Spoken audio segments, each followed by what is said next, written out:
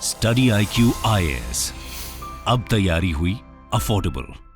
नमस्कार दोस्तों, स्वागत है आप सभी का स्टडी IQ में। मैं हूं आपका दोस्त राहुल सायगांवकर।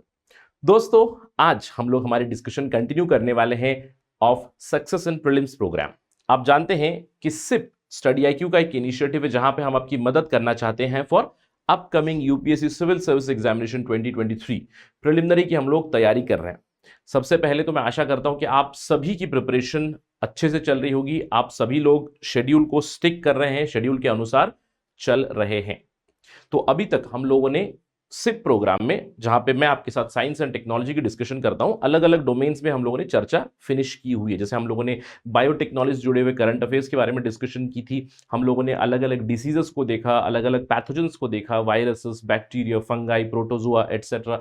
उसके बाद हम लोगों ने कुछ एनर्जी से जुड़ा हुआ डिस्कशन भी किया, कुछ स्पेस से जुड़े हुए करंट अफेयर्स के बारे में डिस्कशन की, और आज हमारी चर्चा होने वाली है कुछ इंपॉर्टेंट करंट अफेयर्स जो इंफॉर्मेशन टेक्नोलॉजी से जुड़े हुए हैं। ठीक है, क्योंकि आईटी से जुड़े हुए बहुत सारे सवाल आ जाते हैं। आपको याद होगा कि पहले सवाल आ चुके हैं, जैसे इंटरनेट ऑफ थिंग्स पे सवाल आ गया, और काफी एक इजी टॉपिक है ये, बहुत ज्यादा आपको डेप्थ में जाने की जरूरत नहीं पड़ती है। यू डू अंडरस्टैंड कि आपको स्ट्रेट फॉरवर्ड से सवाल आ जाता है। जैसे इंटरनेट ऑफ थिंग्स पे सवाल आ गया था, आपका वेब 3.0 पे सवाल आ गया था, है ना। जैसे हमारी रोजमर्रा की लाइफ में जो हम लोग इंफॉर्मेशन टेक्नोलॉजी इस्तेमाल करते हैं, कम्युनिकेशन टेक्नोलॉजी इस्तेमाल करते हैं, जैसे कि मोबाइल टेक्नोलॉजी होगी, किस तरह के नेटवर्क आ रहे हैं, किस तरह के डेस्कटॉप कंप्यूटर्स, न्यू टेक्नोलॉजी, इनके ऊपर कई बार सवाल जरूर आ जाते हैं। तो ये एक लो हैंगिंग फ्रूट है, जहां पे अगर आपको बेसिक इंफॉर्मेशन है कि आपकी आसपास चल क्या रहा है, क्या नई टेक्नोलॉजीज आ रही है, तो बहुत ही आसानी से आप कम से कम 2 to 3 क्वेश्चंस सॉल्व कर सकते हो। तो चलिए आज हमारी इंफॉर्मेशन टेक्नोलॉजी की डिस्कशन शुरू करते हैं, और शुरुआत करते हैं एकदम जो बज वर्ड है आजकल उससे। आई एम क्वाइट श्योर कि आप सभी ने चैट जीपीटी का नाम जरूर सुना होगा, right. Everybody must have heard chat GPT, GPT 3.5, GPT 4। आजकल तो जैसे चैट जीपीटी में एक पेड वर्जन भी आ गया है, जहां पे आपको हर महीने $20 की पेमेंट आप करोगे तो आप चैट जीपीटी प्लस इस्तेमाल कर सकते हो, है ना। तो सबसे पहले समझते हैं ये सारी चीजें है क्या। The entire series of GPT, जो हम लोग कहते हैं generative pre trained transformer, it is actually based on the language models itself. आपको समझना है, it is based on languages. जैसे language model for dialogue applications. In fact ये गूगल का एक प्रोजेक्ट है जो कई सालों से गूगल इसको चला रहा है। लैम्डा 1.0 आ चुका था, लैम्डा 2.0 आ चुका था। इनफैक्ट पिछले साल ये जो लैम्डा है, language model for dialogue applications, ये काफी चर्चा का विषय भी बना हुआ था। क्यों? क्योंकि एक गूगल के साइंटिस्ट थे, ब्लेक लेमॉ करके, उन्होंने एक बहुत ही कंट्रोवर्शियल एक हाईलाइट कर दिया था। उन्होंने कह दिया कि लैम्डा जो गूगल का मॉडल है ये सेंटिएंट हो चुका है, यानी कि इसको कॉन्शियसनेस आ चुकी है, इसको खुद की चेतना आ चुकी है, कुछ इस तरह का इन्होंने क्लेम किया था। उसके बाद उन्हें फायर भी किया गया था। इसके ऊपर हम लोगों ने चर्चा की थी पहले भी यूट्यूब के ऊपर। तो सबसे पहले वही समझते हैं कि लैम्डा एग्जैक्टली है क्या, क्योंकि जो भी हम लोग आगे बात करने वाले जीपीटी के बारे में, जो भी हम लोग चैटबॉट्स के बारे में बात करने वाले, they are all basically based on the large language model for dialogue application. यानी कि ये कुछ इस तरह के एल्गोरिथम से, कुछ इस तरह के प्रोग्राम है जिसको बहुत सारा लैंग्वेज बेस्ड डेटा दिया गया है, यानी कि इसके अंदर बहुत सारी टेक्स्ट इनपुट की गई है। इनफैक्ट जो कंपनी है जिन्होंने चैट जीपीटी को डेवलप किया है, open AI company. Open AI पहले एक नॉन प्रॉफिट कंपनी थी, अभी भी नॉन प्रॉफिट कंपनी तो है, लेकिन उन्होंने एक प्रॉफिट कंपनी भी बनाई है, जिसके बाद हम लोग जानते हैं कि कई सारे लोगों ने उसके अंदर इन्वेस्टमेंट की हुई है। इलॉन मस्क ने उसके बारे में कई बार ट्वीट भी किया हुआ है कि I do not know how exactly a non profit has turned into a profit organisation. तो उन्होंने भी जो जीपीटी है उसके अलग अलग वर्जन्स उन्होंने रिलीज किए। जीपीटी 1 रिलीज किया, जीपीटी 2, जीपीटी 3 जो 2021 में आया था, काफी रेवोल्यूशनरी बना। फिर उसके बाद 2022 में जब चैट जीपीटी आया, इट वाज जीपीटी 3.5। मतलब क्या है, वहां पे उन्होंने उसको बहुत सारी लैंग्वेज इनपुट कर दी। अब ये लैम्डा है क्या? Large language model for dialogue application है, जहां पे इसको डेटा बहुत सारा इनपुट किया गया और इसको आप सवाल पूछोगे। ये बेसिकली चैटबॉट्स है जिसको आप सवाल पूछोगे तो ये आपके साथ इंटरैक्ट करेगा। जैसे अगर आप इसको सवाल पूछ दोगे, do you know study IQ, ये बोलेगा yes I know study IQ। Study IQ के बारे में आपको बताएगा, तो ये सारी इंफॉर्मेशन आपको देगा। Basically developed on artificial intelligence, यानी कि धीरे धीरे मशीन लर्निंग से मशीन इंटेलिजेंस की तरफ हम लोग अभी डेवलप हो रहे हैं। जैसे पहले जो सिंपल हमारे पास जो मशीन लर्निंग के आइडियाज है, जैसे कि सिरी हो गया, जैसे आईफोन में सिरी आती है, सिरी को आप सवाल पूछोगे कि भैया ये होटल कहाँ पे, ये लोकेशन कहाँ पे, तो वेब सर्च करके थोड़ा सा बता दी। लेकिन ये उससे भी एडवांस मॉडल्स है जहां पे ये आपके साथ कॉन्वर्सेशन कर सकते हैं, ये खुद को रेक्टिफाई भी कर सकते हैं। अगर आप उसको कुछ चीज बता दो कि ये गलत है, तो खुद को वो रेक्टिफाई भी कर सकते हैं after verifying all the data, right. तो ये हम लोगों ने देखा, क्योंकि जो चैटबॉट डेवलप हो रहे हैं, chatbot machine learning based chatbots है जो कंटिन्यूअसली इंप्रूव होंगे। लेकिन इससे पहले आपने जो बेसिक चैटबॉट्स देखे होंगे, जैसे कि आपने वो एयरटेल के ऐप पे चैटबॉट देखा होगा, या फिर जोमेटो पे चैटबॉट देखा होगा, या फिर किसी भी ऐप पे जो आजकल आप देखते हो ना कि मुझे कंप्लेंट करनी है, कि भैया उसको प्री डिटरमाइंड चीजें बताएगी कि अगर कस्टमर ये करेगा उसको ये रेस्पॉन्स दो, ये करेगा तो वो रेस्पॉन्स दो, फिर उसके बाद इवेंचुअली कस्टमर केयर से जोड़ दो। तो वो आपके गाइडलाइन सेट होती है। लेकिन यहाँ पे ये मशीन लर्निंग बेस्ड चैटबॉट, यानी कि खुद सीखेगा भी ये, और यही आजकल चर्चा का विषय बना हुआ है। जैसे कि मैंने आपको बताया chat GPT, I am quite sure कि इसके बारे में आपने जरूर सुना होगा, प्रिपेयर भी आपने काफी अच्छे से किया होगा। लेकिन यहां पे मुझे आपको एक चीज बतानी है, जो जीपीटी है, basically GPT stands for generative pre train transformer, जहां पे बहुत सारी लैंग्वेज, बहुत सारी टेक्स्ट इसको इनपुट की गई है। और यहां पे जैसे कि मैंने आपको बताया, ये जो चैट जीपीटी है, इसको किसने डेवलप किया है? इसको एक कंपनी ने डेवलप किया है जिसका नाम है ओपन एआई। इन्होंने पहले भी जो जीपीटी थे, जनरेटिव प्री ट्रेन ट्रांसफॉर्मर जो था, उसमें जीपीटी 1, जीपीटी 2, जीपीटी 3 रिलीज किया था। GPT 3 was in 2021।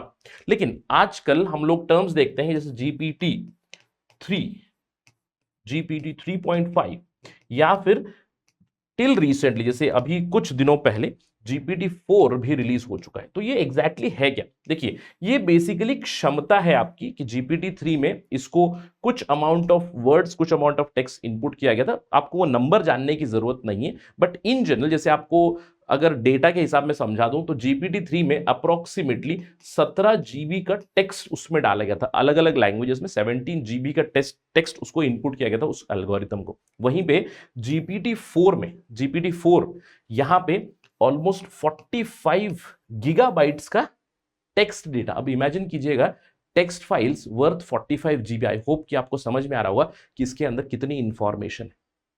इसके अलावा ये जो जीपीटी 4 है, जो आजकल जो नए मॉडल की बात करते हैं, ये सबसे एडवांस अभी तक का मॉडल है, जिसको हाल ही में पेमेंट बेस्ड मॉडल भी बनाया गया है। जैसे आपको पता होगा, माइक्रोसॉफ्ट का जो बिंग है, जो आपका जो ब्राउजर आता है, उस ब्राउजर ने जीपीटी को इंटीग्रेट कर दिया है खुद के साथ, यानी कि वो भी आपके साथ कॉन्वर्सेशन कर सकता है। और केवल माइक्रोसॉफ्ट ने, आपको ध्यान रखना है, जीपीटी की सर्विसेज बहुत सारी दूसरी कंपनीज अभी ऑलरेडी इस्तेमाल कर रही है। जैसे आपको पता होगा, फेमस लैंग्वेज का ऐप है, जैसे मैं भी ऐप यूज करता हूँ लैंग्वेज का, डुओलिंगो है ना। डुओलिंगो पे आप अलग अलग लैंग्वेजेस सीख सकते हो, या फिर खान अकेडमी की जो वेबसाइट है, खान अकेडमी की जो वीडियोस आते हैं, तो उन्होंने भी जीपीटी का इस्तेमाल किया कर रखा है, यानी कि जीपीटी को उन्होंने सब्सक्राइब किया है। तो आपको ध्यान देना है कि जीपीटी 3.54 जब हम लोग कहेंगे, सबसे पहले तो इसकी क्षमता ज्यादा होगी, यानी कि इसको जो इनपुट किया गया है, लैंग्वेज इनपुट किया गया है, that is extra ordinary. In fact GPT 4 का एक स्पेशलिटी है, GPT 4 can even connect and search the web.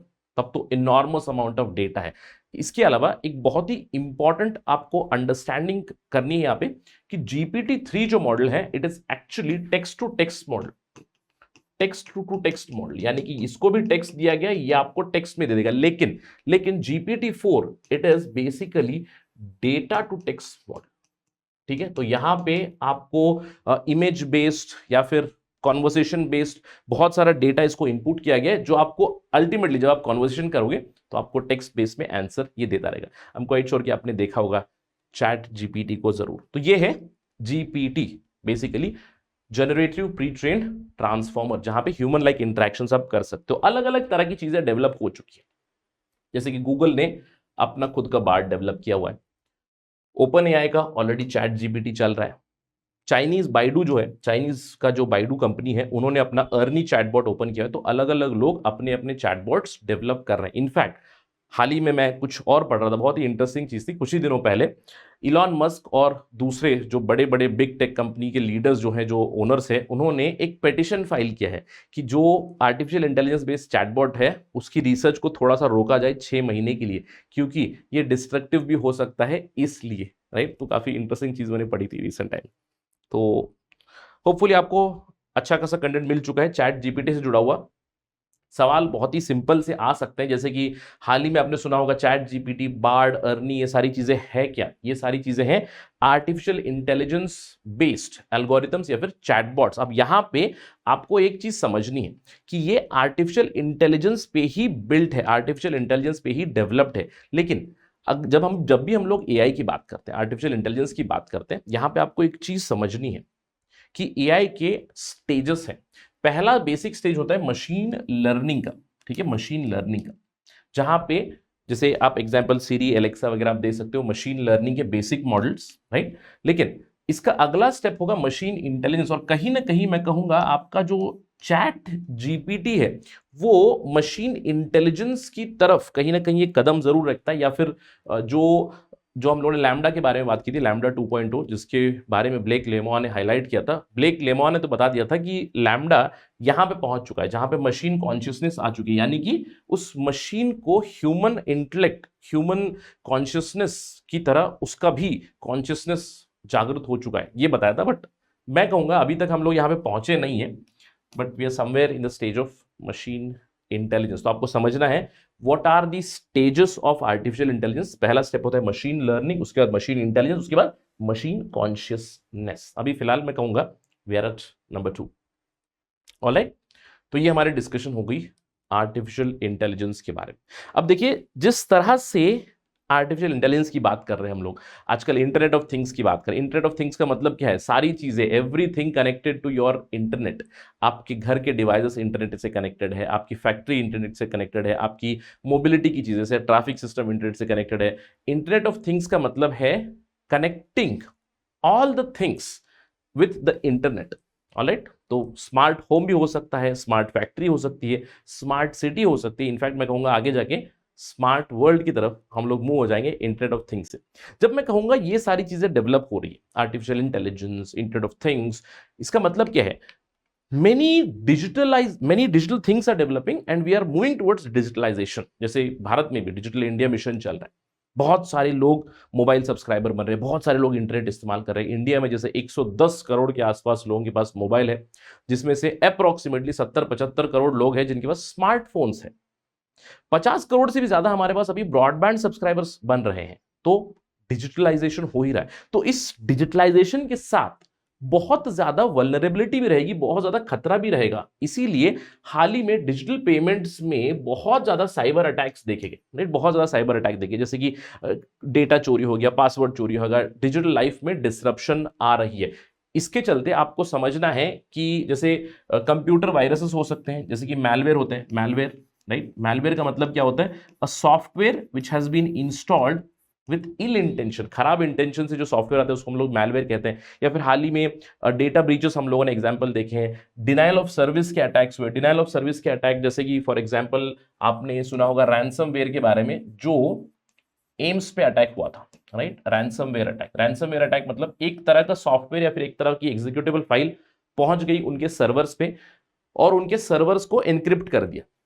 अब डिक्रिप्ट करने के लिए आपको चाहिए की या फिर पासवर्ड। डिक्रिप्ट करने के लिए उन्होंने फिरौती मांग दी, उन्होंने मांग दिया पैसा, राइट? तो इस तरह की भी अटैक्स हो चुके हैं। या फिर सीधे सीधे denial of service attack, distributor denial of service attack हो सकते हैं, जहां पे अगर कोई वेबसाइट मुझे इस्तेमाल करनी है, सरकारी वेबसाइट, समझ लीजिए सरकारी वेबसाइट इस्तेमाल करनी, और कोई अटैकर ने उस वेबसाइट के ऊपर अटैक कर दिया, तो उसको उसकी जो फ्रीक्वेंसी या फिर उसकी जो यूसेज है उसको इतना ज्यादा पंप इन कर देंगे कि दूसरे लोग जैसे भारतीय उसको इस्तेमाल ही नहीं कर पाएंगे। इस तरह के भी अटैक्स हो चुके हैं। तो do focus on some of the newer types of attacks that are coming in. In fact हम लोग यहाँ पे जो भी चर्चा में है उसके ऊपर डिस्कशन जरूर करने वाले हैं, ठीक है?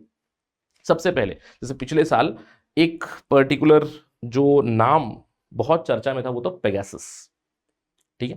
ये क्यों चर्चा में था? क्योंकि पेगासस की टेक्निकल कमेटी जो है, इन्होंने सुप्रीम कोर्ट को एक रिपोर्ट सबमिट की जहां पे पेगासस के ऊपर कुछ इनपुट आया। पेगासस आपको पता है ना, एक मैलिशियस सॉफ्टवेयर है, एक मैलिशियस सॉफ्टवेयर या फिर हम लोग उसको कहते हैं मैलवेयर, जो एक साइबर वेपन की तरह इस्तेमाल किया जा सकता है। और इसके ऊपर काफी चर्चा का विषय ये बना हुआ था कि एलिगेशन ये हुई थी कि सरकार भी इसको इस्तेमाल कर रही है टू सर्वेल, यानी कि नजर रखने के लिए prominent leaders, prominent businessman, prominent जजेस एटसेट्रा के ऊपर। तो इससे जुड़ी हुई एक रिपोर्ट सुप्रीम कोर्ट को सबमिट की गई थी। तो पेगासस बहुत जरूरी बनता है। जैसे सवाल बन सकते हैं रिसेंटली जो हम लोगों ने सुना है पेगासस, वो है क्या, या फिर consider the following statements with respect to Pegasus, ये है क्या। पेगासस एक मैलवेयर है, यानी कि एक सॉफ्टवेयर जिसका इंटेंशन खराब है, जहां पे वो आपके जैसे माइक्रोफोन के ऊपर एक्सेस दे सकता है, आपके कैमरा का एक्सेस दे सकता है, आपके मैसेजेस का एक्सेस दे सकता है, यानी कि आपका पूरा का पूरा डेटा कोई दूसरा इंसान पढ़ सकता है। पेगासस को किसने डेवलप किया, आपको ध्यान रखना है। सभी लोगों को लगता है इजराइल सरकार ने किया, नहीं, it is not Israel government, लेकिन एक इजरायली कंपनी है जिसका नाम है एनएसओ, इन्होंने इसको डेवलप किया है और कई सारे लोग इसकी सर्विसेज इस्तेमाल कर चुके हैं। ये कहा जाता है कि बहुत सारी नेशनल गवर्नमेंट्स ने पेगासस का इस्तेमाल किया है सर्वेल करने के लिए, जर्नलिस्ट को सर्वेल करने के लिए, ऑपोजिशन के लीडर्स को, एटसेट्रा, राइट। तो ये आपको समझना है कैसे काम करता है। बेसिकली देखिए पेगासस बहुत ही आसानी से फोन को इन्फेक्ट कर सकता है। एक सिंपल मैसेज से, एक लिंक से, एक सिंपल मिस कॉल से भी इवन ये आपके फोन में आ सकता है। उसके बाद जिस किसी ने भी अटैक किया है उसको आपका कंप्लीट एक्सेस मिल जाएगा, यानी कि आप बेसिकली आप कहाँ पे हो, कौन सा ऐप इस्तेमाल कर रहे हो, मैसेजेस, सभी चीजें वो एक्सेस जरूर कर सकते हैं। ठीक है, पेगासस के बारे में ध्यान रखना है। अब पेगासस के अलावा भी कई सारी दूसरी भी चीजें थी जो चर्चा की वजह थी। एक और काफी इंटरेस्टिंग सी खबर आई साइड चैनल अटैक्स के बारे में। अब साइड चैनल अटैक आपको समझना है ये चर्चा में क्यों था, क्योंकि 2 भारतीय रिसर्चर्स ने साइड चैनल अटैक्स को रोकने के लिए भी एक सिक्योरिटी चिप बनाई इस तरह से। तो हमें जानना पड़ेगा ये साइड चैनल अटैक क्या होता है। सबसे पहली चीज, side channel attacks are not direct cyber attacks. आपको ये समझना है, नाम से ही पता चला साइड चैनल अटैक। अब साइड चैनल अटैक में हम लोग करेंगे क्या कि directly it is not a cyber attack, but security को एक्सप्लॉइट कर सकते हैं। कैसे?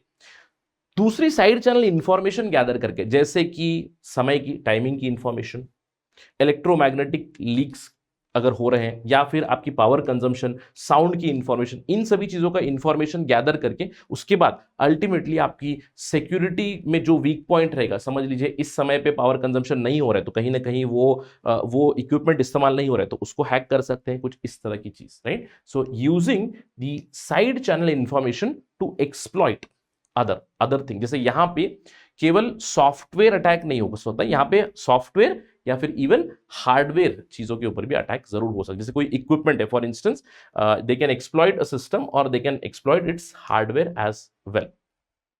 ठीक है, तो आपको ध्यान रखना। ऑलराइट, तो जैसे attacker uses data collected, data जो कलेक्ट करते हैं उसको इस्तेमाल करेंगे और उसके बाद कंप्यूटर्स को टारगेट कर सकते हैं, ना सिर्फ सॉफ्टवेयर को, इवन हार्डवेयर को भी टारगेट कर सकते हैं। ध्यान रखना है। Alright, side channel attack. इसके अलावा चर्चा में था क्रिप्टो जैकिंग। अब क्रिप्टो जैकिंग है क्या? कई सारे इंसिडेंट्स क्रिप्टो जैकिंग के आए, इसके ऊपर रोशनी जरूर हुई। ये क्रिप्टो जैकिंग होता क्या है? बहुत ही सिंपल चीज है। क्रिप्टो जैकिंग का मतलब क्या है? देखिए, अब मैं हूं, मेरा कंप्यूटर किसी ने हैक कर लिया और उस कंप्यूटर से, क्योंकि मेरा कंप्यूटर हैक हो गया, उस कंप्यूटर से या तो इलीगली क्रिप्टो करेंसी माइन कर रहे हैं या फिर कोई इलीगल क्रिप्टो ट्रांजैक्शन कर रहे हैं। That is basically crypto jacking. Crypto jacking का मतलब क्या है कि इलिसिटली किसी ने कंप्यूटर को हैक कर लिया, आपके रिसोर्सेस को हैक कर लिया और उन रिसोर्सेस को क्रिप्टो माइनिंग में इस्तेमाल कर रहे हैं या फिर क्रिप्टो माइनिंग, क्रिप्टो ट्रांजैक्शंस में इस्तेमाल कर रहा है। जैसे इलीगल ट्रांजैक्शंस वगैरह हो सकते हैं, आप जानते हो, right. That is crypto jacking basically. ठीक है, राइट। तो इसका मतलब क्या है? सवाल जैसे लेटेस्ट टेक्नोलॉजी के ऊपर, लेटेस्ट तरह के साइबर अटैक्स के ऊपर जरूर आ सकते हैं। ठीक है, इस पे ध्यान रखना। ठीक है, तो चलिए आगे बढ़ते हैं। लेकिन अभी तक आप सोच रहे होंगे कि सर आपने बताया अटैक्स बढ़ रहे हैं, डिजिटल थ्रेट्स बढ़ रहे हैं, सरकार कुछ नहीं कर रही है। देखिए, सरकार बहुत सारी चीजें कर रही है, सरकार की बहुत सारी इनिशिएटिव्स भी आ रही है। तो कई बार सरकारी इनिशिएटिव से जुड़े हुए भी सवाल आ सकते हैं कि गवर्नमेंट क्या क्या कर रही है। जैसे government already section 66 FAIT act का, जो साइबर टेररिज्म से कनेक्टेड है, 2013 में साइबर सिक्योरिटी पॉलिसी आई थी। हमारा national critical information infrastructure protection centre है, ये सेंटर दिल्ली में है। ठीक है, जो हमारी क्रिटिकल इंफ्रास्ट्रक्चर को प्रोटेक्ट करता है। केंद्र सरकार की सर्ट है, कंप्यूटर इमरजेंसी रिस्पांस टीम है। राज्य सरकारों की कंप्यूटर इमरजेंसी रिस्पांस टीम भी बनी हुई है। इसके अलावा साइबर सुरक्षित भारत इनिशिएटिव, देखिए ये काफी इंटरेस्टिंग इनिशिएटिव है, जहां पे हम लोग साइबर सिक्योरिटी के लिए लोगों को ट्रेन करते हैं। कॉलेजेस में भी अवेयरनेस कैंपेन चलता है, जैसे information security education awareness project है, जहां पे कॉलेजेस में अवेयरनेस प्रोग्राम चलती है, सरकारों के डिपार्टमेंट्स में अवेयरनेस प्रोग्राम चलती है। बहुत सारी चीजें हम लोग जरूर कर रहे हैं। इनफैक्ट ये जो I4C है, Indian cyber crime coordination centre, हम लोगों ने बनाया, साइबर स्वच्छता केंद्र बनाया, और पिछले साल national mission for cyber physical systems भी शुरू हुआ, जहां पे साइबर यानी कि डिजिटल और फिजिकल सिस्टम को हम लोग जिससे कनेक्ट करते हैं। जैसे कि समझ लो अब डिजिटली कोई सर्विस प्रोवाइड कर रहे हैं, डिजिटली जैसे इलेक्ट्रिसिटी को कंट्रोल कर सकते हैं, गैस सप्लाई को कंट्रोल कर सकते हैं, या फिर किसी फिजिकल इंफ्रास्ट्रक्चर को हम लोग कंट्रोल कर सकते हैं, तो उन चीजों के लिए भी एक सेपरेट मिशन जरूर बना हुआ है। तो इसका मतलब ये नहीं है कि सरकार कुछ नहीं कर रही है, सरकार बहुत सारी चीजें कर रही है, लेकिन इन चीजों के बावजूद बहुत सारे नए नए इनोवेटिव तरह के टेक्नोलॉजिकल अटैक्स जरूर हो रहे हैं। ठीक है, तो इन चीजों के ऊपर फोकस आपको करना है कि जैसे न्यू टेक्नोलॉजी, डिजिटलाइजेशन हो रहा है, डिजिटल वल्नरेबिलिटी भी बढ़ रही है और नए नए तरह के अटैक्स भी हो रहे हैं। ठीक है, do keep a track of these things. Alright, right, चलिए आगे बढ़ते हैं मोबाइल टेक्नोलॉजी पे। लेकिन उससे पहले आपको ध्यान देना है, एक छोटा सा नोटिस है, हमारा जो बैच 2 है, प्रीलिम्स टू इंटरव्यू इनिशिएटिव्स का ऑलरेडी फर्स्ट बैच शुरू हो चुका है। अगर आपने वो ट्रेन मिस कर दी है, please do not miss this one, क्योंकि ये हमारा सबसे कॉम्प्रिहेंसिव प्रोग्राम है, जहां पे स्टडी IQ आपके साथ रहेगा from day 1 till your interview, मैं कहूंगा टिल योर सिलेक्शन इटसेल्फ। क्योंकि ये जो प्रीलिम्स से इंटरव्यू का जो हमारा एक सफर रहेगा, उसमें अगर आप 2024 का प्रीलिम्स एग्जाम क्लियर कर लोगे, CSE प्रीलिम्स 2024 अगर आप क्लियर कर लोगे, तो उसके बाद हमारा एक डेडिकेटेड मेंस प्रोग्राम चलेगा, जहां पे जो भी आपकी एक्सपेंसेस होंगी ना, जहां पे आप दिल्ली में आओगे, हमसे मेंस की ट्रेनिंग आप लोगे, उसका पूरा एक्सपेंसेस स्टडी IQ बेयर करेगा। आपकी लॉजिंग की एक्सपेंसेस, स्टडी की एक्सपेंसेस, टेस्ट सीरीज वगैरह जो भी चलेगी, सब कुछ फ्रॉम स्टडी IQ। तो इसीलिए the most comprehensive programme from prelims till interview, और ये सारी चीजें आपको मिलेंगी। उसके अंदर 1-to-1 मेंटरशिप है, ग्रुप मेंटरशिप है, आपके साथ मेंटर्स वहीं पे रहेंगे, आपकी आंसर राइटिंग को रिफाइन करेंगे, प्रीलिम्स के लिए तैयार करेंगे। बेसिकली ये सारी चीजें आपको मिलेंगी 29,999 में। ऑलमोस्ट 50% का डिस्काउंट मिलेगा अगर आप मेरा कोड इस्तेमाल करें, राहुल लाइव। जब भी आप चेकआउट करो, हमारे वेबसाइट से हो या फिर हमारे ऐप से हो, वहां पे जब भी आप चेकआउट करो, तो वहां पे इस पर्टिकुलर कोड का इस्तेमाल करें, जिससे कि आपको 50% तक डिस्काउंट जरूर मिलेगा। और ध्यान रखना है, ये हमारा बैच शुरू हो रहा है 8 अप्रैल को, यानी कि कुछ ही दिनों में शुरू हो रहा है। शाम में 6 बजे आपकी क्लासेस चलेंगी। काफी लंबा बैच रहेगा ये, यानी कि 2023 में क्लास चलेंगे, 2024 में क्लास चलेंगे, मेंस की प्रैक्टिस आपकी चलेगी प्रीलिम्स की बात। ठीक है, ये आपको ध्यान रखना है। सी यू इन द क्लास। चलिए आगे बढ़ते हैं, 5G टेक्नोलॉजी की बात करें। देखिए 5G काफी एक बज़ वर्ड हो चुका है।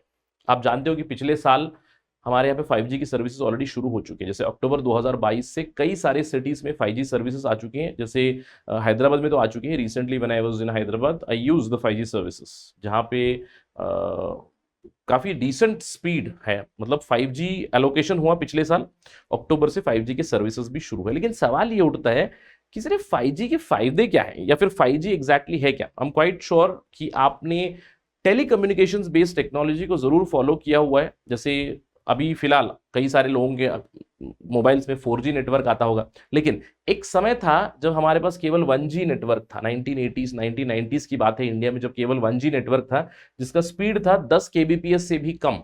बहुत स्लो डेटा ट्रांसफर होगा। इनफैक्ट मैंने खुद 2G का डेटा इस्तेमाल किया हुआ है। 2G data late 1990s early 2000s में, जहां पे हम लोगों ने जैसे देखते थे मोबाइल में एज नेटवर्क आ रहा है, फिर GPRS नेटवर्क आ रहा है, जहां पे केवल 64 kbps का डेटा ट्रांसफर हो रहा है, बहुत हाई लेटेंसी है। फिर धीरे धीरे हम लोग 3G में ट्रांसफॉर्म हुए।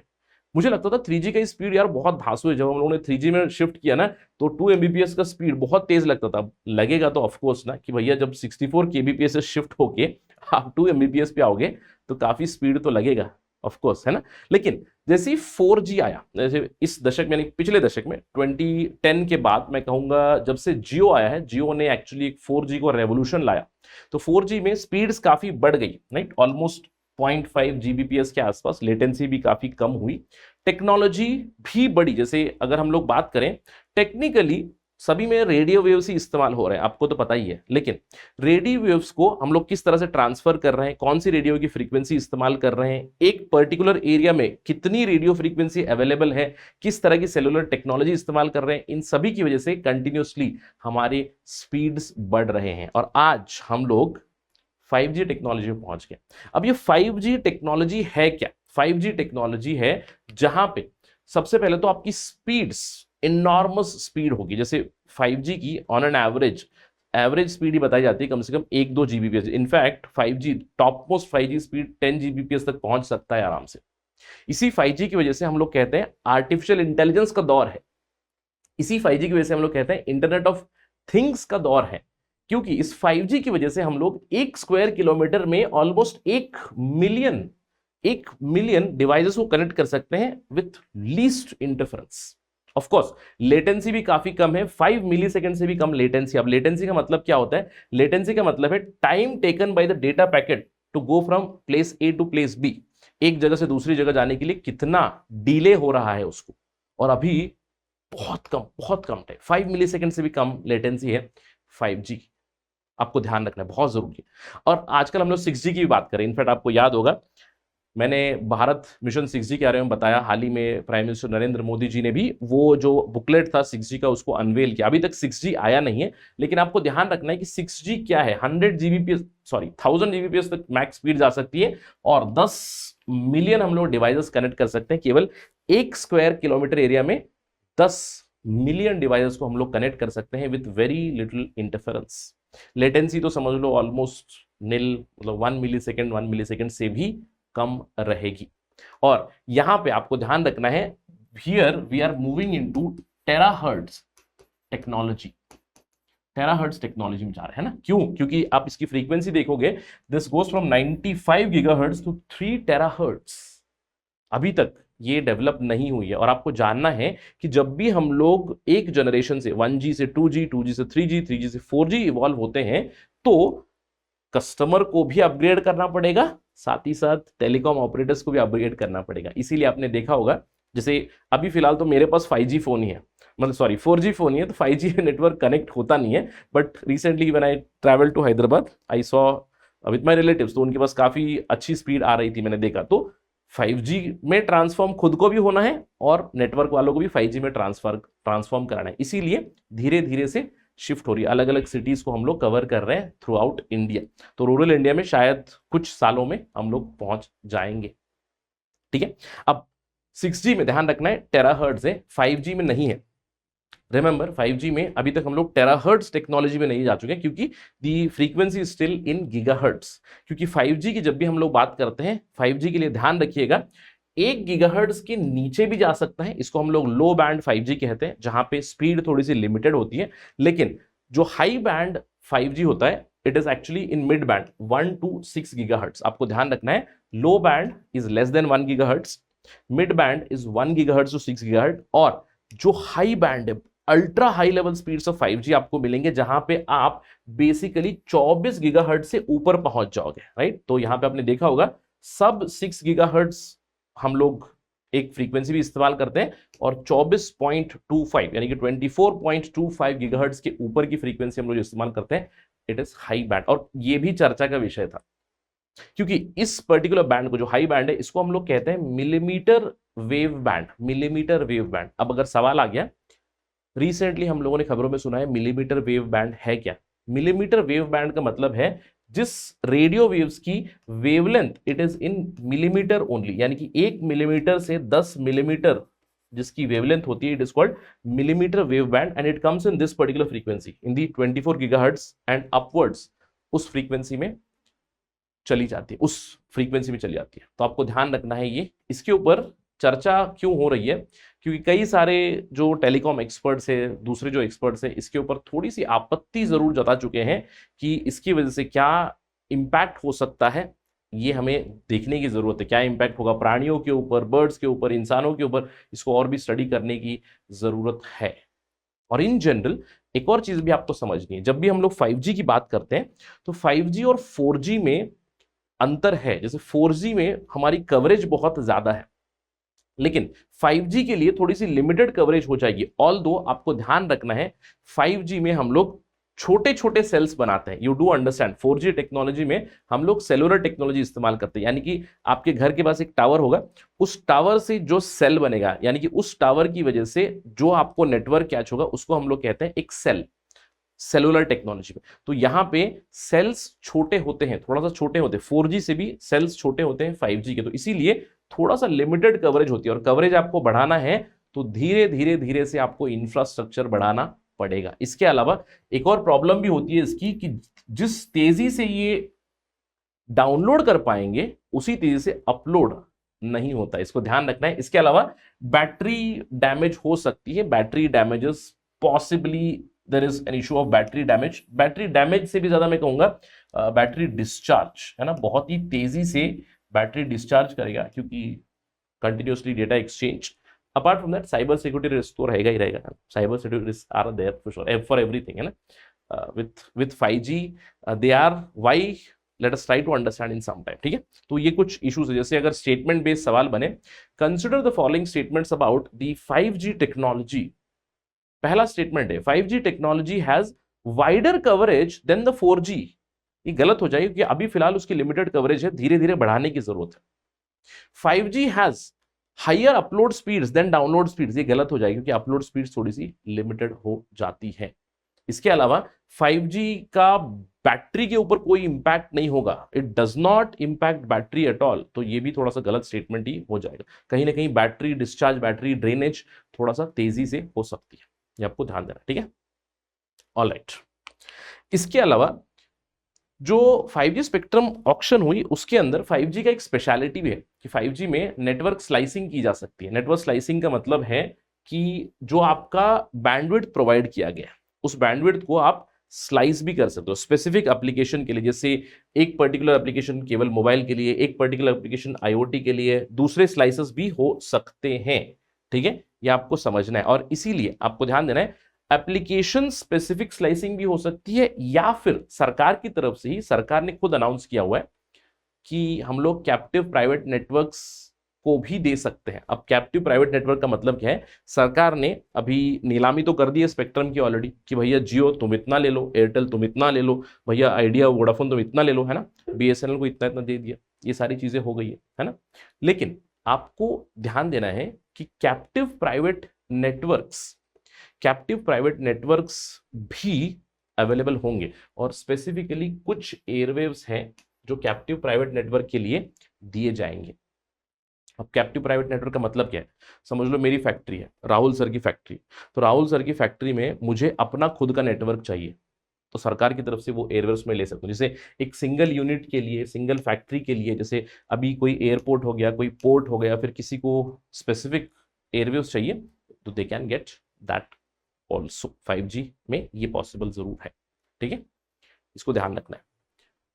ऑलराइट, इसके अलावा 5G टेक्नोलॉजी को डेवलप करने के लिए भारत में डोमेस्टिक 5G इक्विपमेंट की मैन्युफैक्चरिंग बढ़ाने के लिए 5G open radio access network भी बन चुका है, ORAN, ठीक है। अब आपको समझना है, सवाल अगर आपको आ गया, रिसेंटली हम लोगों ने सुना है न्यूज में, there is something called as ORAN, open radio access network, 5G का वो भी, ये है क्या आपको समझना है। This is not a technology, ये कोई टेक्नोलॉजी नहीं है, ठीक है।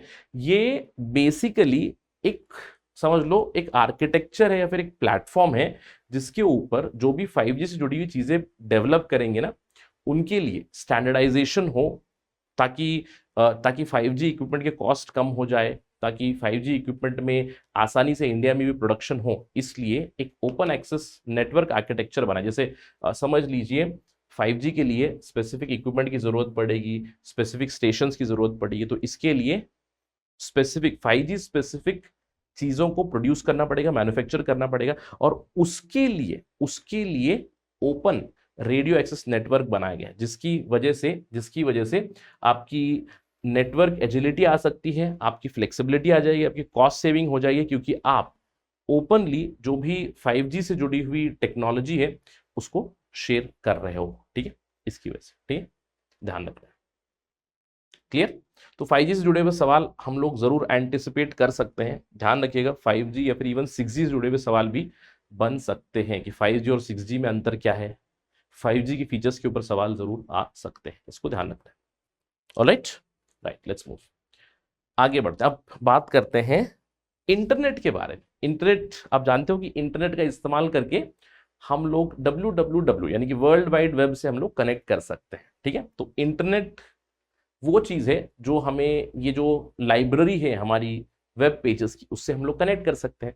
तो वेब 3.0 आपने जरूर सुना होगा, है ना। वेब 3.0 जैसे पहले पिछली बार वेब 3.0 पे सवाल आ गया था, तो वी नीड टू अंडरस्टैंड कि ये वेब डेवलप कैसे हुआ है। वेब डेवलप कैसे हुआ, जैसे we have moved from web 1.0 और वेब 3.0 तक आ चुके हैं। लेकिन आजकल आपको ध्यान रखना है, we have even reached or we have developed hypothetical cases called as web 4.0 and web 5.0 as well.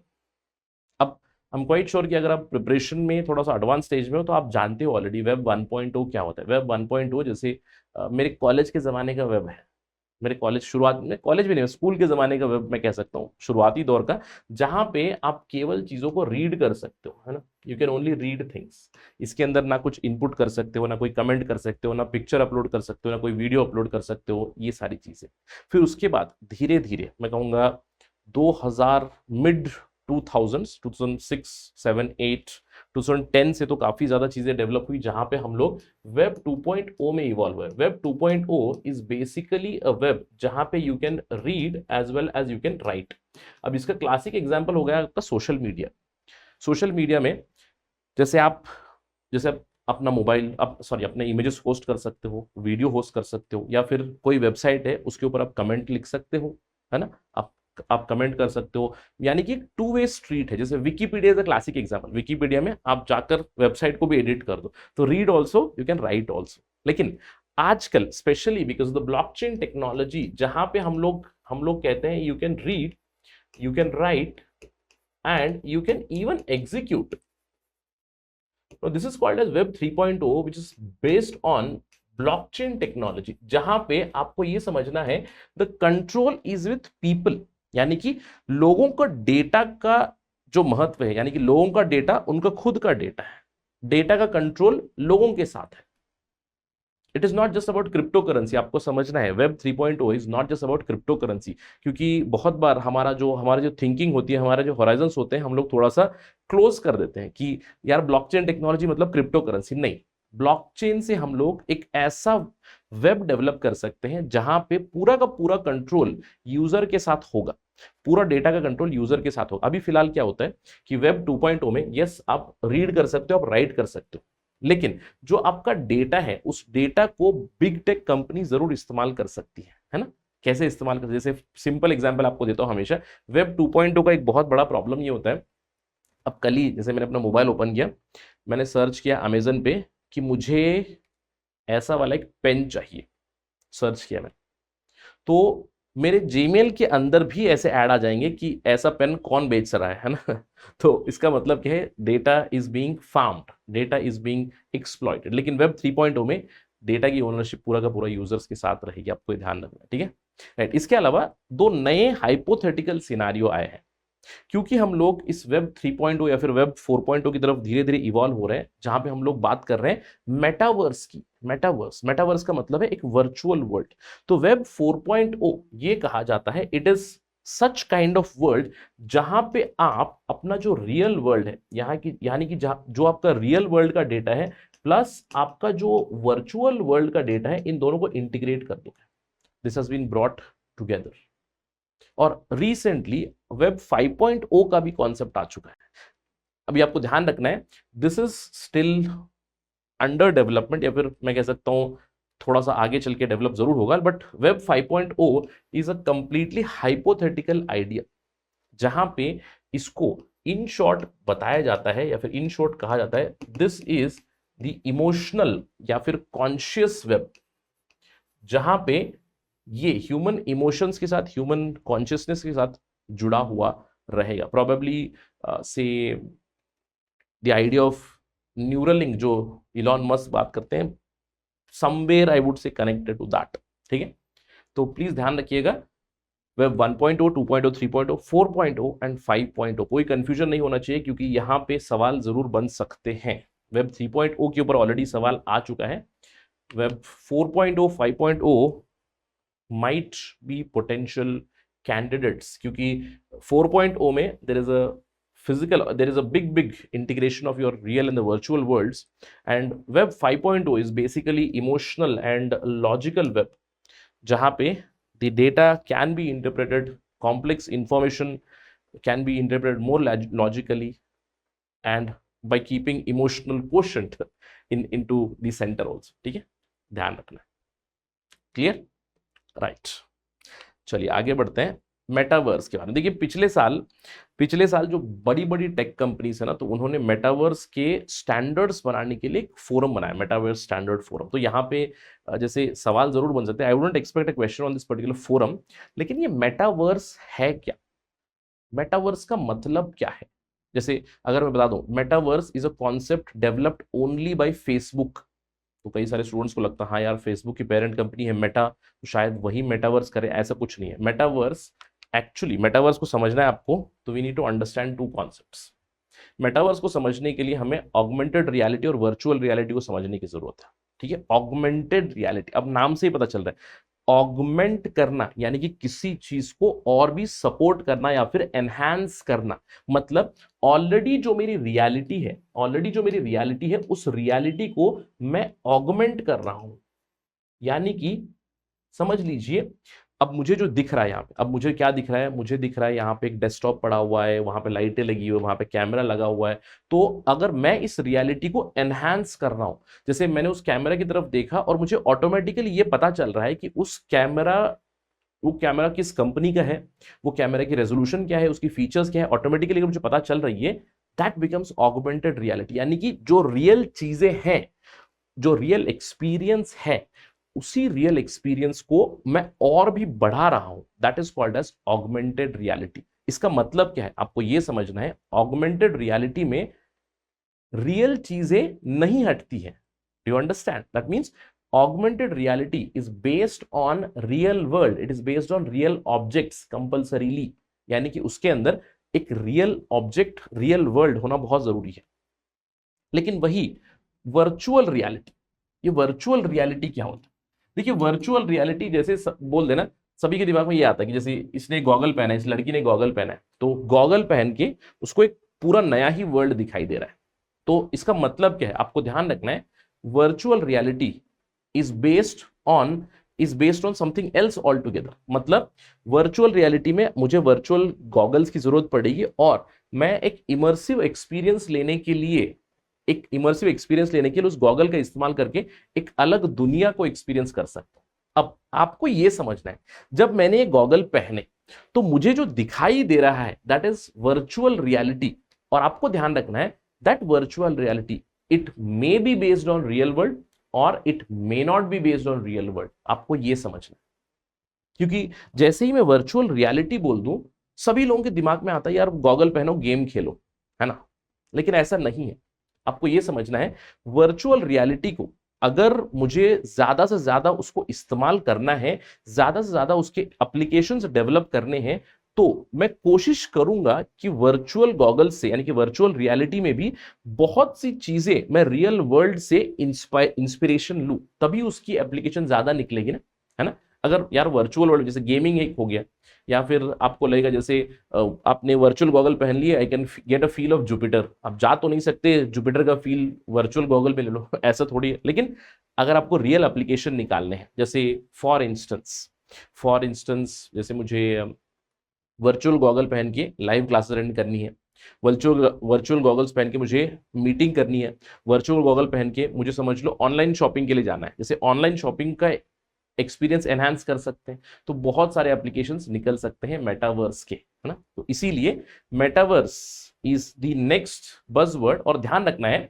Metaverse which is based on the virtual reality, the virtual world, it may be based on real objects और it may not be based on real objects. आपको ध्यान रखना है। But अगर मुझे ज्यादा ज्यादा application चाहिए तो लॉजिकल ये बनता है कि मैं उसको थोड़ा सा रियल वर्ल्ड पे ही डेवलप करूं, तो मेरे लिए भी अच्छा रहेगा। ठीक है, तो आपको समझना है ऑगमेंटेड रियलिटी में there is always a real object, there is always a real part, लेकिन वर्चुअल रियलिटी में it is not a necessity at all.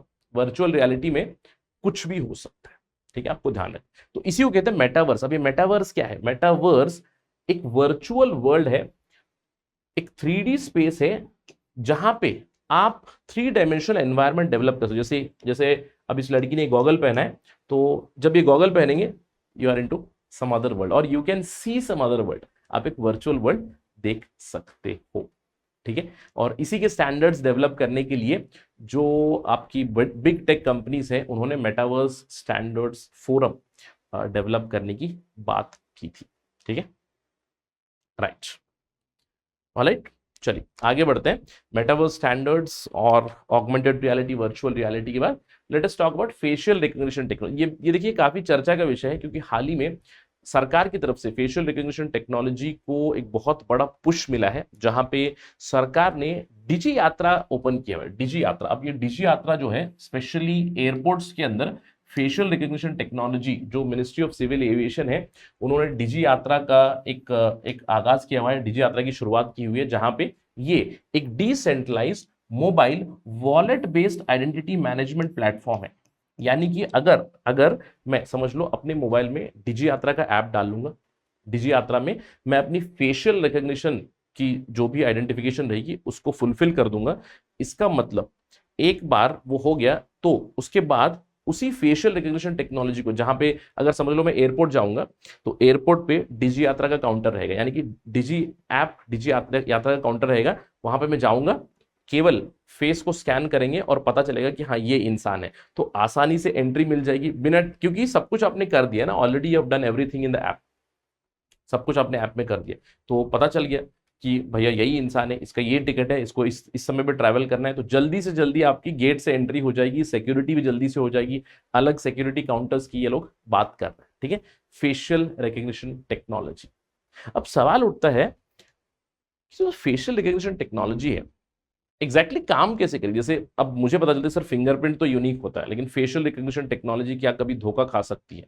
देखिए अभी तक तो इन्होंने बताया हुआ है कि जैसे अगर फेशियल रिकग्निशन टेक्निक के जो फीचर्स होते हैं, जैसे आपके फेस के फीचर्स देखे जाएंगे, almost 68 features, almost 68 features, not percentage, 68 features जो है आपकी एसेस करेंगे आपके फेस की। जैसे वो देखिएगा, जैसे आपकी पीक्स हो गए, चीक बोन्स हो गए, आईज हो गए, आपके आईब्रोज हो गए, कान हो गए, फोरहेड हो गए, तो अलग अलग जो आपकी फीचर्स है उन फीचर्स को एसेस करेगा और उसके बेसिस के ऊपर आइडेंटिफिकेशन कर लेगा कि हाँ भैया ये बंदा है। तो हम लोग कैसे कर सकते हैं? हम लोग वेरिफिकेशन कर सकते हैं। हम लोग अगर समझ लो कोई सीसीटीवी कैमरा है, कोई क्राइम वगैरह हुआ है, तो फेशियल रिकग्निशन टेक्नोलॉजी से हम लोग आइडेंटिफाई कर सकते हैं हाँ कि भैया वही इंसान है ना। बहुत सारी एप्लीकेशंस हो सकती है। सरकार की तरफ से हाल ही में डिजी यात्रा का आगाज भी जरूर हो चुका है, ठीक है, right, facial recognition technology, right. चलिए आगे बढ़ते हैं,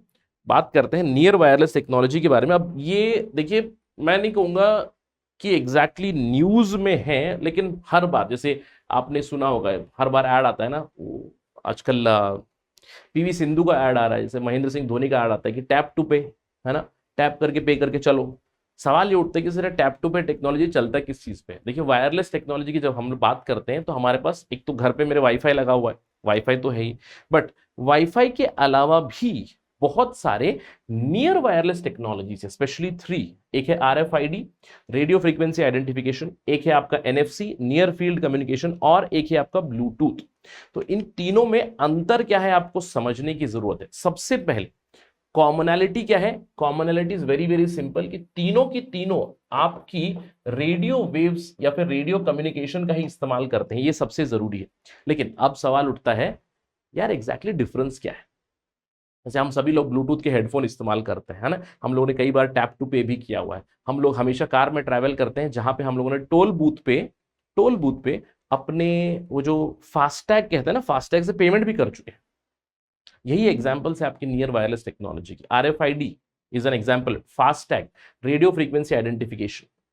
नियर फील्ड कम्युनिकेशन जो है ये आपने जरूर देखा होगा, NFC जैसे टैप टू पे में इस्तेमाल होता है आपका, टैप टू पे, या फिर जैसे रिसेंट टाइम्स में आपकी इवन यूपीआई ऐप पे टैप टू पे आ चुका है, एनएफसी नियर फील्ड कम्युनिकेशन आ चुका है, ब्लूटूथ तो आपने जरूर देखा होगा। अब इन तीनों में अंतर क्या है आपको ध्यान देना है, this is the difference.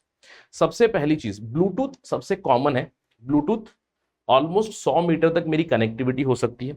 Bluetooth और वाईफाई काफी सिमिलरली काम करते हैं, आपको समझना है। ब्लूटूथ पे भी जो ट्रांसफर होता है 2.4 गीगाहर्ट्ज से लेकर मैं कहूंगा 2.48 गीगाहर्ट्ज तक यहां पे हम लोग ट्रांसफर करते हैं डेटा। तो 12 अलग अलग चैनल्स हैं, फ्रॉम 2.4 गीगाहर्ट्ज टू 2.483 गीगाहर्ट्ज, वहां पे 12 अलग अलग चैनल्स पे हम लोग डेटा ट्रांसफर करते हैं, और डेटा हम लोग 2 वे ट्रांसफर करते हैं। इसीलिए आपने देखा होगा कि किसी ने बोला यार ये क्या है, ये ब्लूटूथ के हेडफोन है, लेकिन उस ब्लूटूथ के हेडफोन को चार्ज जरूर करना पड़ता है ना, और मोबाइल में भी चार्ज जरूरी है। तो मतलब 2 वे ट्रांसफर है, दोनों के पास भी पावर की जरूरत है। ऑलमोस्ट 22 Mbps स्पीड से हम लोग ट्रांसफर कर सकते हैं। और वाईफाई तो है ही, वाईफाई 2 चैनल इस्तेमाल करते हैं। Wifi uses 2.4 gigahertz, it also uses 5 gigahertz. यहाँ पे भी 2 वे कम्युनिकेशन है, और आजकल तो this has reached 1 Gbps, not an issue, not 144, 1 Gbps तक पहुंच चुके हैं। लेकिन जो दो बहुत ही इंपॉर्टेंट मस्केटियर्स है वो है आपका एनएफसी और आरएफआईडी। अब ये जो एनएफसी है, नियर फील्ड कम्युनिकेशन, आपको ध्यान रखना है 10 सेंटीमीटर या 10 सेंटीमीटर से नीचे आपको कनेक्टिविटी की जरूरत पड़ती है। ठीक है, आपने कई बार देखा होगा, जैसे वो वीजा लिया, वीजा भाई पीवी सिंधु वाला, मशीन के पास लेकर चले गए, टक से आपने क्लिक कर दिया। यहां पे आपको ध्यान रखना है, अगेन एनएफसी में भी there is a 2 way communication, और स्पेसिफिकली 13.56 मेगाहर्ट्ज फ्रीक्वेंसी पे ये रन होता है। ठीक है, alright, 2 way communication running at 13.56 megahertz, क्योंकि इसको पावर काफी कम लगता है, पावर काफी कम लगता है, तो दूसरी तरफ जो पावर इस्तेमाल हो रहा है it comes from the source itself. इसीलिए एक मशीन में तो पावर होना बहुत जरूरी है, तभी आप टैप करोगे तो चलेगा, है ना, एब्सोल्युटली। इसके अलावा आरएफआईडी जो है, आरएफआईडी में आपको ध्यान रखना है, अलग अलग फ्रीक्वेंसी पे हम लोग काम कर सकते हैं। रेडियो फ्रीक्वेंसी की जो रेंज है, अलग अलग फ्रीक्वेंसी पे हम लोग इस्तेमाल कर सकते हैं। ऑलमोस्ट 3 मीटर तक ये काम करेगा। इसीलिए आपका फास्टैग हो गया, कभी आप किसी मॉल में गए हो, गलती से आपके बैग में एक्स्ट्रा कपड़ा आ गया है, तो जैसे आप बाहर जा रहे हो तो जोर का अलार्म बज गया, है ना, जोर का अलार्म बज गया। क्यों होता है? Because of the radio frequency, and it is a 1 way communication street, क्योंकि आपकी फ्रीक्वेंसी को इमीडिएटली आइडेंटिफाई कर देगा एक पर्टिकुलर डिवाइस। एक डिवाइस आपकी फ्रीक्वेंसी को आइडेंटिफाई कर देगा, और वहां से आपकी साउंड या फिर वहां से आपके जो पैसे कटते हैं फास्टैग में, वो हो जाता है। ठीक है, तो बेसिकली आरएफआईडी को मैं कह सकता हूं जैसे very similar to the barcode technology, लेकिन बारकोड टेक्नोलॉजी उतना सिक्योर नहीं है। RFID is highly secure. Barcode तो यार कोई भी बना लेगा, है ना, आप इनपुट करो, आपका बारकोड या फिर सिंपल क्यूआर कोड बन सकता है, जिससे कि आप रेड लाइट के से स्कैन करके चीजें कर सकते हो। लेकिन RFID is much more secure because it works on a varied frequency. ठीक है, तो ये आपको ध्यान रखना है, इन चीजों को भूलना नहीं। Okay, right. नेक्स्ट, जरूर आपने सुना होगा ई सिम टेक्नोलॉजी, जरूर सुना होगा ई सिम टेक्नोलॉजी। अब ये आई एम क्वाइट श्योर कि बहुत सारे लोग अपने मोबाइल में देख भी रहे होंगे ई सिम टेक्नोलॉजी पे। अब ई सिम को बहुत सारे लोग कहते हैं इलेक्ट्रॉनिक सिम, ठीक है, कह सकते हो, बट आई वुड से it should be double E SIM, मतलब इलेक्ट्रॉनिकली एम्बेडेड सिम, है ना, कुछ तरह। It's basically embedded SIM card. तो आपको समझना है, आगे आने वाले जो फोन्स होंगे, जैसे आईफोन 15 की बात हुई थी, आईफोन 15 में बताया गया कि फिजिकल सिम होगा ही नहीं, there would be no physical SIM at all, physical SIM का जरूरत ही नहीं पड़ेगा। अब मतलब क्या है, आपके जो सिम्स होंगे, अगर 2 भी सिम है, 3 भी सिम है, जितने भी सिम है, एम्बेडेड ही रहेंगे। आप एम्बेडेड सिम का मतलब क्या आपको समझना है? एम्बेडेड सिम का मतलब है दे आर बेस्ड ऑन यूआईसीसी। आजकल जो आ रहा है, पहले जो हुआ करते, जैसे आपने जो पहले, जैसे मेरे पास भी था ऑलमोस्ट 10 साल पहले, एक मेरे पास सीडीएमए फोन था। क्या आपने यूज किया रिलायंस वाला सीडीएमए फोन? उसके अंदर सिम कार्ड की जरूरत नहीं पड़ेगी, it is an embedded SIM card only, कि सिम कार्ड हटा नहीं सकते, वो वही है, यानी कि एक ही पर्टिकुलर नंबर पे वो चलेगा, है ना। लेकिन आजकल वी आर यूजिंग यूआईसीसी टेक्नोलॉजी, यानी कि यूनिवर्सल आईसी चिप, यानी कि universal integrated chip based SIM इस्तेमाल कर रहे हैं हम, ठीक है। यूनिवर्सल यानी कि integrated circuit which can be converted, UICC chip हम लोग इस्तेमाल कर रहे हैं, जहां पे एक छोटा सा मैसेज आएगा, उस मैसेज से वो सिम कार्ड एक्टिवेट हो जाएगा, उस पर्टिकुलर फ्रीक्वेंसी को कैच कर लेगा जो आपका नेटवर्क है। ठीक है, तो काफी फायदा है ना। अब जैसे लगता है सर फायदा तो बहुत है, यस, क्यों? क्योंकि भैया सिक्योरिटी आपका जल्दी से, एक फोन का लेस ओपनिंग है, आपका वो पिन विन की जरूरत नहीं सिम कार्ड बदलने की, लेकिन कहीं ना कहीं वल्नरेबिलिटी भी जरूर बढ़ सकती है, और कुछ कुछ जगह पे हमें यहाँ पे थोड़ा सा स्टैंडर्डाइजेशन लाने की जरूरत है। There has to be some sort of standardisation, है ना। जब तक स्टैंडर्डाइजेशन नहीं होगा तब तक थोड़ी सी दिक्कतें जरूर हो सकती है। साथ ही साथ बिल्कुल हैकिंग या फिर सिक्योरिटी जो फायदा है वो नुकसान भी आपका जरूर हो सकता है, ध्यान रखना। ई सिम टेक्नोलॉजी, ठीक है। और ई सिम्स के बाद बात करते हैं ओपन सोर्स प्लेटफॉर्म के बारे में। ओपन सोर्स प्लेटफॉर्म, अब again this is very interesting thing. Open source platform के ऊपर भी पहले सवाल आ चुके हैं। ओपन सोर्स का मतलब क्या है?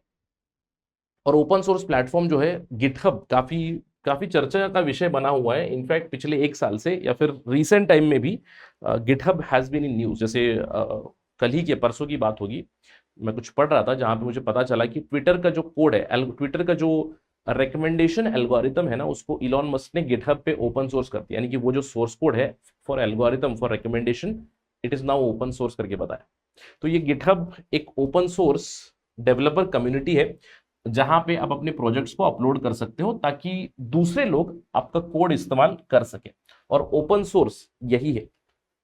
ओपन सोर्स का मतलब है जो भी मैं कोड डेवलप करूंगा, सॉफ्टवेयर कोड जो मैं डेवलप करूंगा, उस कोड को मैं आप सभी को दे दे रहा हूं, है ना। उस कोड को मैं आप सभी को दे दे रहा हूं, आप उसको इस्तेमाल करो, ट्वीक करो, उसके ऊपर इनोवेट करो, इसलिए।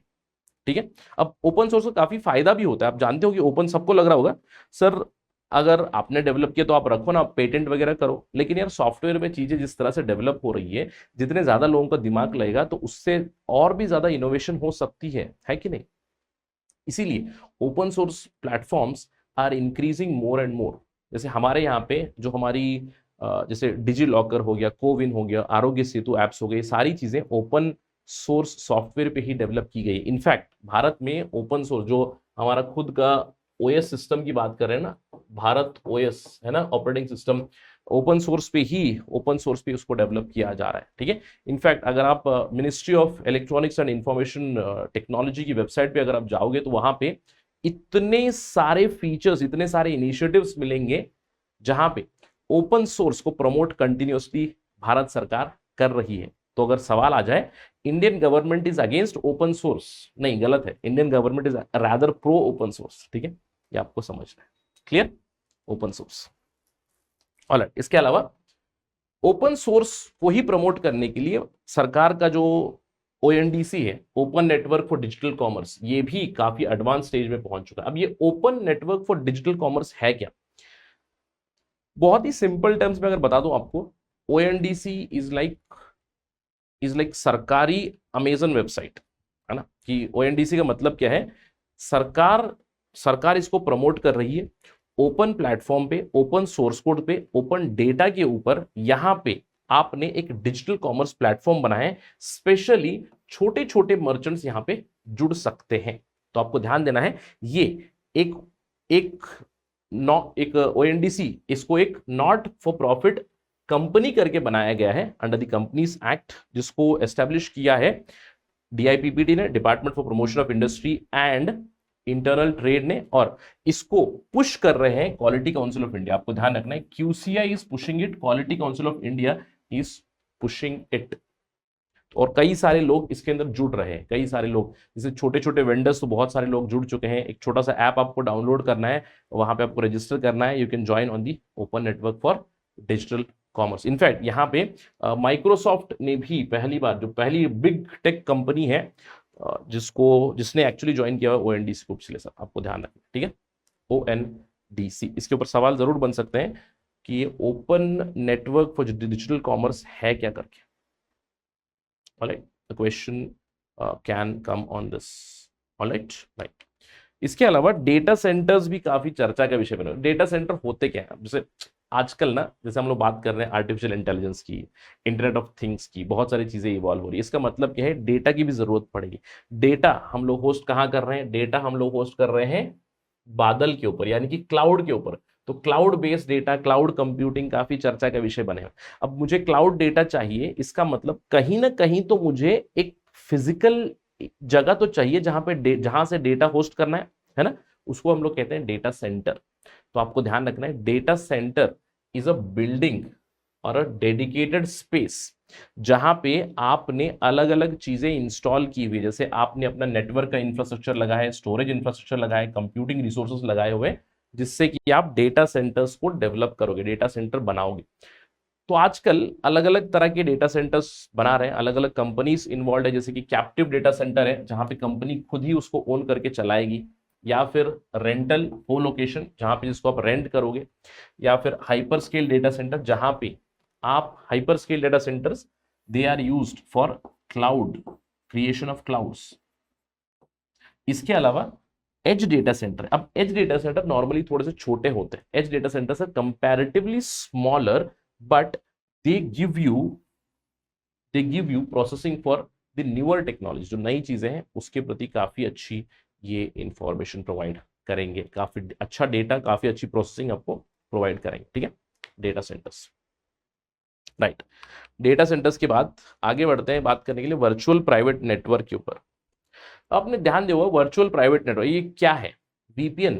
देखिए वीपीएन के अलग अलग क्लाइंट्स होते हैं, जैसे आप अपने लैपटॉप में भी वीपीएन क्लाइंट डाउनलोड कर सकते हो। कई सारे लोग जो ऑफिस के लिए काम कर रहे होंगे, तो ऑफिस ने अपना खुद का एक वर्चुअल प्राइवेट नेटवर्क का ही एक्सेस आपको दिया होगा।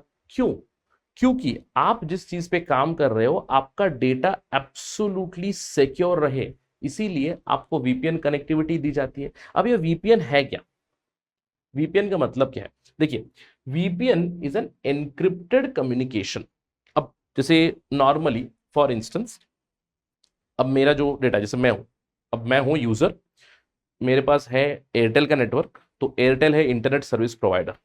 अब मैं कोई भी वेबसाइट ब्राउज करूंगा, मैं कोई भी चीज अगर डेटा पढ़ रहा हूं, डेटा शेयर कर रहा हूं, तो इंटरनेट सर्विस प्रोवाइडर के थ्रू ही वो चीजें जा रही है।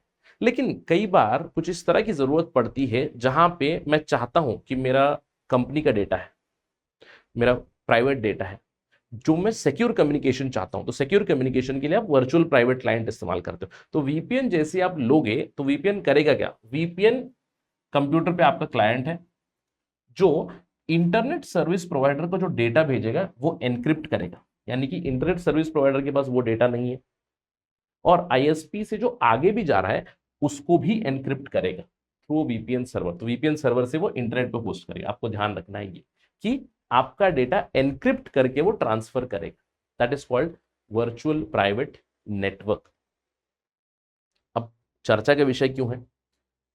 क्योंकि पिछले साल सरकार ने, केंद्र सरकार ने बोला है वर्चुअल प्राइवेट नेटवर्क के लोगों को कि भैया ठीक है, अगर आप वीपीएन सर्विसेज भी प्रोवाइड कर रहे हो दैट इज वेरी गुड, लेकिन एटलीस्ट आपके पास तो डेटा होना चाहिए ना। अब इंटरनेट सर्विस प्रोवाइडर के पास तो नहीं है, लेकिन आपके पास तो डेटा होना चाहिए। इसलिए उन्होंने कहा है कि वीपीएन सर्विस प्रोवाइडर्स 5 सालों के लिए they have to provide, they will have to register the information and they have to keep it for a duration of 5 years करके बताया किस तरह का डेटा, राइट, जैसे सब्सक्राइबर का नाम, कौन सी डेट पे इस्तेमाल किया, कौन सी आईपी एलोकेट की थी, कौन से ईमेल एड्रेस से कनेक्ट किया, ये सारी चीजें, कौन से पर्पस के लिए हायर किया था, ये सारी चीजें बोला है कि इसका डेटा आपको रखना है।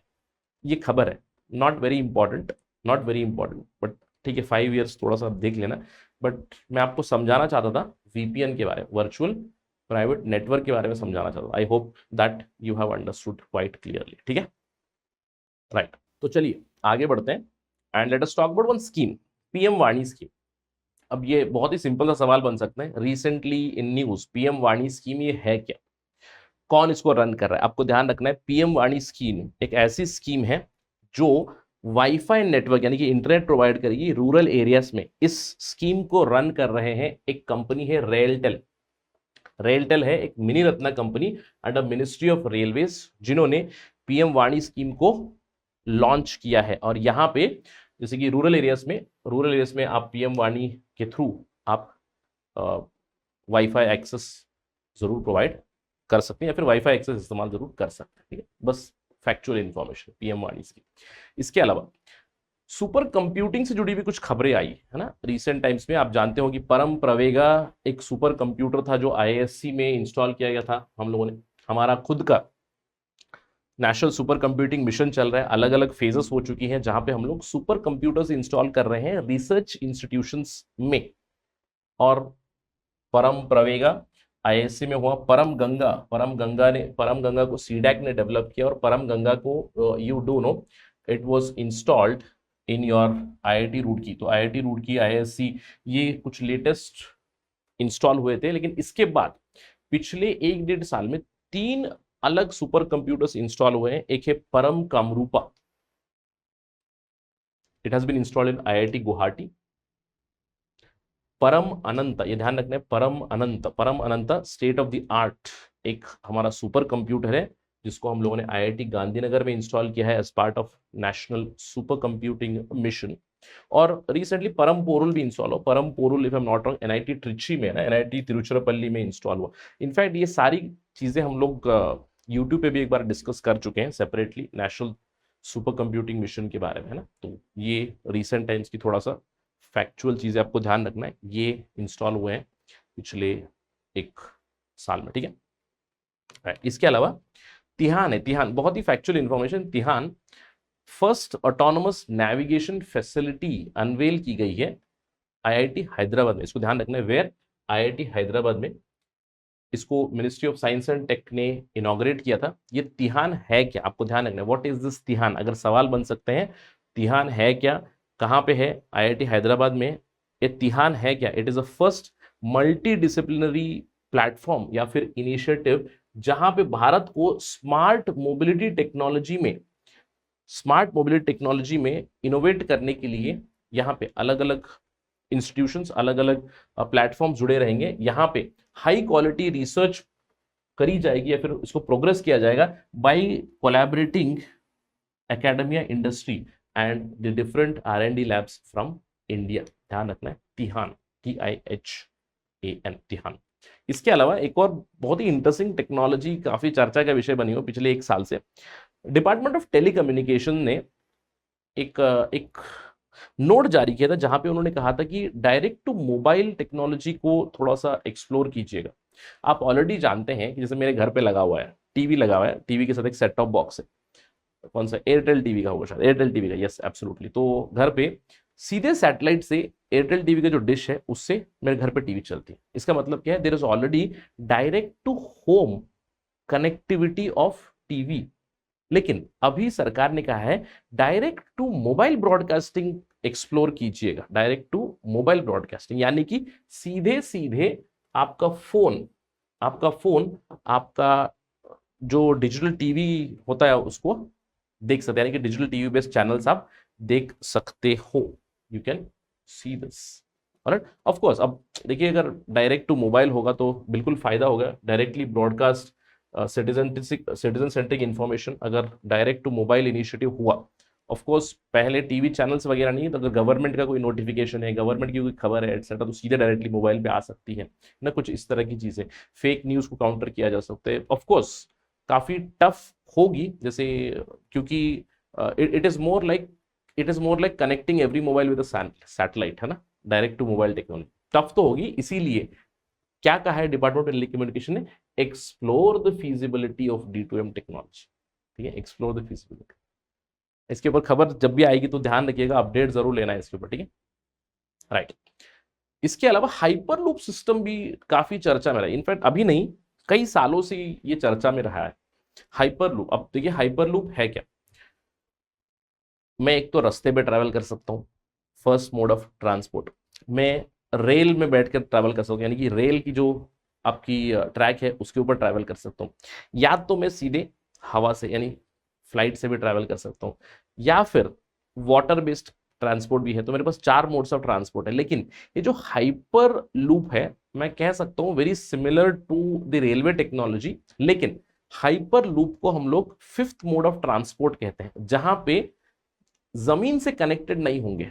ये हाइपर लूप टेक्नोलॉजी किस पे वर्क करती है, it works on maglev technology, यानी कि मैग्नेटिक लेविटेशन के ऊपर ये काम करता है, जहां पे आप इस तरह के टनल्स बनाओगे और इस टनल में आप मैग्नेटिकली लेविटेट करोगे, लो प्रेशर ट्यूब्स बनाओगे जिसमें मैग्नेटिकली आप लेविटेट करोगे और सट से चीजें आगे हम लोग पहुंचा सकते हैं, यानी कि नया मोड ऑफ ट्रांसपोर्टेशन हो जाएगा। ये कहा जा रहा है कि this technology can reach up to 750 miles per hour, 750 मील प्रति घंटे। Imagine, right? तो इस चीज के लिए इसके ऊपर रिसर्च चल रहा है। इस चीज के लिए जो इंडियन रेलवेज है वो कोलैबोरेट कर रही है आईआईटी मद्रास के साथ, it's a very good thing. इसीलिए हम लोग ये डिस्कस भी कर रहे हैं, ठीक है, राइट। इसके अलावा एक और बहुत ही फैक्चुअल खबर है। इंडिया की पहली जो ग्राफीन इनोवेशन सेंटर है वो केरला में आया है, त्रिशूर में आया है, जहां पे ग्राफीन से जुड़ी हुई रिसर्च चलेगी, ग्राफीन से जुड़ी हुई नई नई आइडियाज डेवलप की जाएंगी। अब ये ग्राफीन क्या है, इस पे सवाल आ सकता है। ग्राफीन सेंटर कहाँ डेवलप हुआ है? त्रिशूर में। त्रिशूर कहाँ आता है? केरला में। त्रिशूर में त्रिशूरपुरम भी होता है हर साल, ये भी आपको ध्यान रखना है। Thrissur Pooram is the Thrissur festival, काफी ग्रैंड फेस्टिवल होता है, very very much known for its fireworks, right. इसके अलावा ये ग्राफीन क्या होता है? देखिए ग्राफीन आपको पता है, अगर आपने नैनो टेक्नोलॉजी के बारे में तैयारी की होगी तो ग्राफीन क्या है? ग्राफीन एक एटम थिक शीट है, यानी कि एक एटम का शीट है जिसकी यूनिक प्रॉपर्टीज निकल आती है। ग्राफीन की प्रॉपर्टीज काफी एक्सटेंसिव है। Graphene it is considered as one of the strongest material, stronger than steel. graphene has very high electrical conductivity, तो इसको इलेक्ट्रॉनिक्स में यूज किया जा रहा है। अगर ग्राफीन बेस्ड जो भी प्रोडक्ट्स भी होते हैं, जैसे ग्राफीन को रोल कर दिया तो कार्बन नैनो ट्यूब बन जाएगा, अगर ग्राफीन का एक बॉल बना दिया जाए तो फुलरिन बनेगा, और ग्राफीन अगर मल्टीपल लेयर्स में सेट हो जाए दैट इज योर ग्राफाइट। तो अलग अलग एप्लीकेशंस जरूर हो रहे हैं ग्राफीन के, कार्बन बेस्ड प्रोडक्ट है, ठीक है, अगेन नैनोटेक प्रोडक्ट। इसके अलावा एक बहुत ही इंटरेस्टिंग एक और खबर आई आईआईएससी से, इंडियन इंस्टीट्यूट ऑफ साइंस, कहां पे है? बेंगलुरु में है, right in the city Bengaluru में। इन्होंने true number generator technology develop की। अब ये ट्रू नंबर जनरेटर क्या होता है?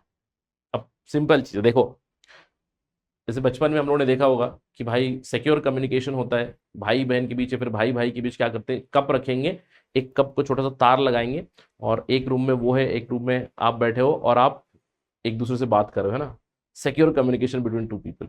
बट इमेजिन कर लो इस सिक्योर कम्युनिकेशन में कोई तीसरा आदमी इसको सुन सकता है और मुझे वो नहीं चाहिए, राइट। अब यही चीज डेवलप की है इसरो ने। इसरो ने हाल ही में ट्रू नंबर जनरेटर किया है। True number generator can become a very important password link, यानी कि ट्रू, ये एक एनक्रिप्टेड इंफॉर्मेशन रहेगी जहां पे डेटा मैं अगर यहां से वहां भेज रहा हूं, यानी कि from A person to B person data भेज रहा हूं, तो ट्रू नंबर जनरेटर अगर रहेगा, it acts as a password, it acts as a encrypted key, जिसकी वजह से आपकी कम्युनिकेशन सिक्योर हो सकती है। और आपको ध्यान रखना है ये ट्रू नंबर जनरेटर जो इसरो ने डेवलप किया हुआ है, सॉरी जो आईआईएससी ने डेवलप किया, नॉट इसरो, आईआईएससी ने डेवलप किया हुआ है, आपको ध्यान रखना है it is through the random motion of electrons, यानी कि electron based true number generator है, ठीक है। तो इलेक्ट्रॉन ट्रैप करने की एक वैल्यू रहेगी, इलेक्ट्रॉन मूवमेंट की एक वैल्यू रहेगी, उसके बेसिस के ऊपर ट्रू नंबर्स जनरेटर इन्होंने डेवलप किया हुआ है। अब जैसे अगर ट्रू नंबर जनरेटर की बात करें, आजकल वो भी काफी चर्चा में है ना, जैसे क्वांटम नंबर जनरेटर है ना, क्वांटम नंबर जनरेटर, जैसे quantum computing, not quantum computing पर से, बट आई वुड से क्वांटम कम्युनिकेशन में क्वांटम नंबर जनरेटर। अब क्वांटम नंबर जनरेटर इसी तरह की टेक्नोलॉजी है जिसको हम लोग क्वांटम कम्युनिकेशन में इस्तेमाल कर सकते हैं। एक आदमी से दूसरे आदमी को कनेक्ट करना है तो क्लासिकली कम्युनिकेट करोगे, यानी कि बाइनरी में कम्युनिकेट करोगे, लेकिन अगर डेटा को एक्सेस करना है तो आपको क्वांटम की ट्रांसफर की जाएगी, और ये क्वांटम की जो है इट इज एनक्रिप्टेड, केवल ए और बी के पास रहेगी। तो एब्सोल्युटली सिक्योर कम्युनिकेशन जो पिछले साल इसरो ने भी किया था, क्वांटम की डिस्ट्रीब्यूशन टेक्नोलॉजी के इस्तेमाल करते हो, तो वो भी ध्यान रखिएगा। Quantum number generator which is the numbers are generated through quantum technology, लेकिन यहाँ पे अगेन ट्रू नंबर जनरेटर के लिए इन्होंने ये electron motion based numbers generate किए हुए, ठीक है, ध्यान रखना। तो आई एम क्वाइट श्योर कि थोड़ा सा आपको लगा होगा कि सर बहुत ज्यादा फैक्चुअल इंफॉर्मेशन है। Of course UPSC civil services में दोनों चीजें होती हैं, analytical understanding is needed, a lot of factual information is also needed for you to scrape through in the preliminary examination. So this was the today's discussion. Alright, तो SIP plus में information technology का ये discussion था, 2 number generator last discussion. ठीक है, तो जाने से पहले आपको ध्यान रखना है, अगर आपको ये वीडियो पसंद आया, अगर आप मुझसे कनेक्ट करना चाहते हो तो you can always connect to me on this particular ID @Rahul Sai 222. Thank you for watching this video. All the very best for the examination. Jai Hind. Study IQ IAS, अब तैयारी हुई affordable.